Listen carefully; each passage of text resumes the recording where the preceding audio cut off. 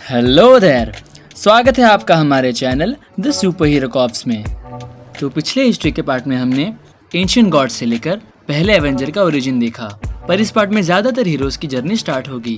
तो शुरू करने से पहले अगर आपने हमें सब्सक्राइब नहीं किया है तो कर लें, क्योंकि हम ऐसे ही कंटेंट रेगुलरली बनाते रहते हैं।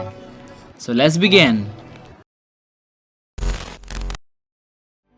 1981 में वकांडा के किंग आजुरी की डेथ हो गई और उसका बेटा टचाका बना नया ब्लैक पैंथर। इसी समय शील्ड का एक एजेंट हैंक पिम एक नया सब एटॉमिक पार्टिकल डिस्कवर करता है। इन पार्टिकल्स को वो नाम देता है पिम पार्टिकल्स। उनकी मदद से वो अपना साइज बड़ा और छोटा कर सकता था, और वो एक नई कम्युनिकेशन टेक्निक भी बनाता है जिससे वो एंड से कम्युनिकेट कर पाए।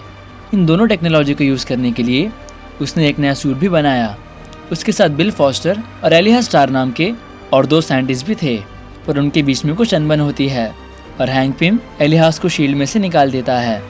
एलिहास अपने हिसाब से क्वांटम रैल्म पर रिसर्च करता है और उसकी एक बेटी थी जिसका नाम था एवा।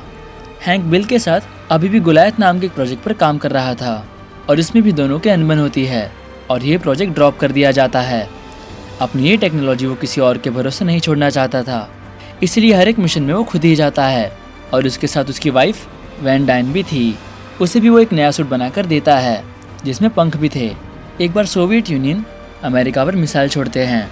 उसे रोकने के लिए वॉस्प सब एटॉमिक होकर मिसाइल को अंदर से डिसार्म कर देती है, पर उसका साइज और भी छोटा होते जा रहा था और वो क्वांटम रेल्म में पहुंच जाती है जिससे वो बाहर नहीं आ पा रही थी।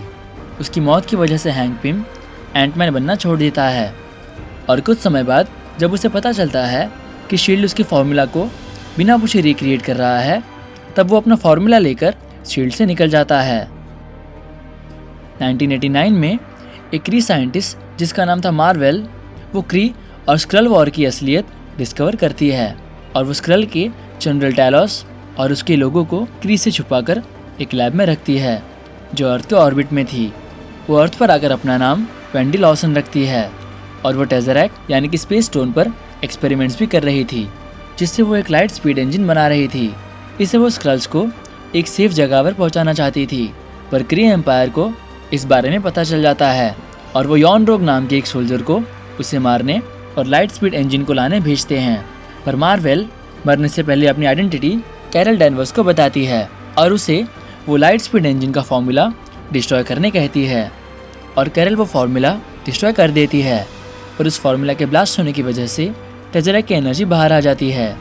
ये एनर्जी कैरल की बॉडी में आ जाती है और उसके पास एनर्जी क्रिएशन और मैनिपुलेशन की पावर आ जाती है। यॉन रॉग और क्री एम्पायर उसकी याददाश्त मिटाकर उसे एक क्री सोल्जर बनाते हैं। टचाका का एनजोबू नाम का एक छोटा भाई भी था। उसे वो एक मिशन के लिए अमेरिका भेजते हैं। वहाँ एनजोबू अफ्रीकन अमेरिकन्स की लाइफ देखता है और रियलाइज़ करता है कि वकांडा अपनी एडवांस टेक्नोलॉजी के साथ इन सभी लोगों की मदद कर सकता है, पर उसका बड़ा भाई उसकी बात नहीं मानता। अपना पॉइंट प्रूव करने के लिए वो क्लॉ यूल्सिस को वकांडा की लोकेशन बताता है और क्लॉ वकांडा में घुसकर कुछ वाइब्रेनियम चुरा लेता है और एक एक्सप्लोजन भी करता है। टचाका को ये बात पता चलती है और वो अपने भाई को मार देता है। एनजोबू का एक बेटा भी था जो था एरिक, और वो बदला लेने की और अपने डैड का सपना पूरा करने की ठान लेता है। 1991 में हावर्ड स्टार्क एक सुपर सोल्जर सीरम बनाता है, पर वो इब्राहिम एरस्किन के ओरिजिनल फार्मूला जितना परफेक्ट नहीं था। ये बात हाइड्रा डिस्कवर करती है और वो विंटर सोल्जर को हावर्ड स्टार्क और मारिया स्टार्क को मारने और वो सीरम लाने भेजते हैं। विंटर सोल्जर अपना मिशन कंप्लीट करके वो सीरम हाइड्रा को देता है और वो लोग इस सीरम को लोगों में इंजेक्ट करते हैं, पर ये सीरम इम्परफेक्ट था, इसलिए वो सुपर सोल्जर्स हाइड्रा के कंट्रोल में नहीं रहे और हाइड्रा ने यह प्रोजेक्ट बंद कर दिया। मैट मर्डॉक नाम का एक 9 साल का लड़का एक रास्ते में कूदता है। वो उस बूढ़े को बचा लेता है, पर कुछ केमिकल्स उसकी आंखों में चले जाते हैं और वो ब्लाइंड हो जाता है, पर उसकी सुनने की एबिलिटीज़ बढ़ जाती हैं। कुछ सालों बाद उसकी डैड की मौत हो जाती है और वो एक अनाथ आश्रम में रहता है। वहाँ उसे स्टिक नाम का एक बूढ़ा मिलने आता है और वो भी मैट मर्डॉक की तरह अंधा था, पर वो द चेस्ट नाम के ऑर्गेनाइजेशन का एक निंजा था। ये वही ऑर्गेनाइजेशन है जो द हैंड से लड़ने के लिए बनाई गई थी। स्टिक मैट को ट्रेनिंग करके उसे इस ऑर्गेनाइजेशन में रखना चाहता था और वो उससे अपनी सुनने की पावर अच्छे से इस्तेमाल करना सिखाता है और उसे ट्रेन करता है। पर ट्रेनिंग करते वक्त वो मैट के साथ बहुत ही अटैच हो जाता है और किसी के साथ अटैच होना स्टिक एक वीकनेस मानता है, तो वो मैट मर्डॉक को छोड़कर चला जाता है।